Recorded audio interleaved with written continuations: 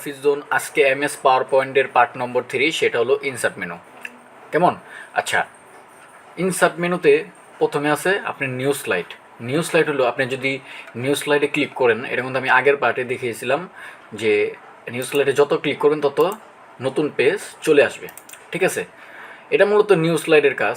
তারপর আছে আপনার টেবিলের কাজ তো আমরা সবাই জানি। আমি এটাকে একটু ডিলিট করে দিচ্ছি।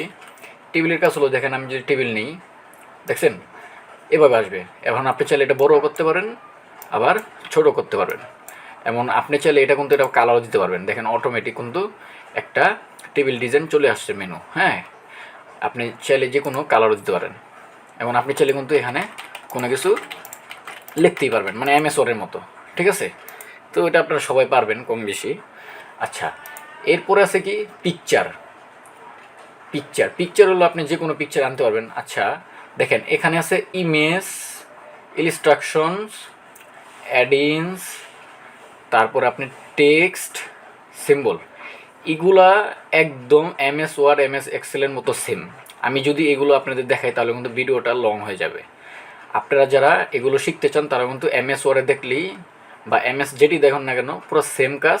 আমি এগুলোর আপনার দেখালাম না, কেমন? আর ইনসাইডে মেন টপিকটা হলো আপনি ভিডিও আর হলো স্ক্রিন রেকর্ডিং। আপনি কিন্তু খুব সহজেই অ্যাপস ছাড়া কিন্তু আপনি পাওয়ার পয়েন্ট দিয়ে ভিডিওর স্ক্রিন রেকর্ডিং করতে পারবেন। আচ্ছা, প্রথমে আসি ভিডিও হলো আপনি কোনো কিছু ভিডিও কিন্তু এই পাওয়ার পয়েন্টে ওপেন করতে পারবেন। কীভাবে দেখেন, আমি ভিডিওতে ক্লিক করবেন, ভিডিওতে ক্লিক করার পর দিস পর দেখেন আমি একটা ভিডিও আনছি। এখন আপনি চাইলে কিন্তু এটা ছোটো এবং বড় করেও জিনিসটা করতে পারবেন। আর প্লে করবেন কীভাবে, দেখেন প্লে বাটন আছে, এখানে ক্লিক করলে কিন্তু দেখেন এখন তো প্লে হয়ে গেছে। ঠিক আছে, তো এটা মূলত অনেক উপকারী ট্রিক্স এটা, কারণ আপনি যে কোনো ভিডিও এখানে এনে আপনি কিন্তু জিনিসগুলো দেখে কাজ করতে পারবেন। আমি এটা ডিলিট করে দিচ্ছি।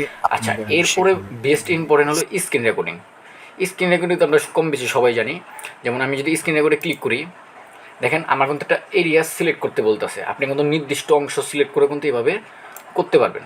আমি এগুলো করলাম না, আমি সাপোজ পুরাটা একদম সিলেক্ট করলাম।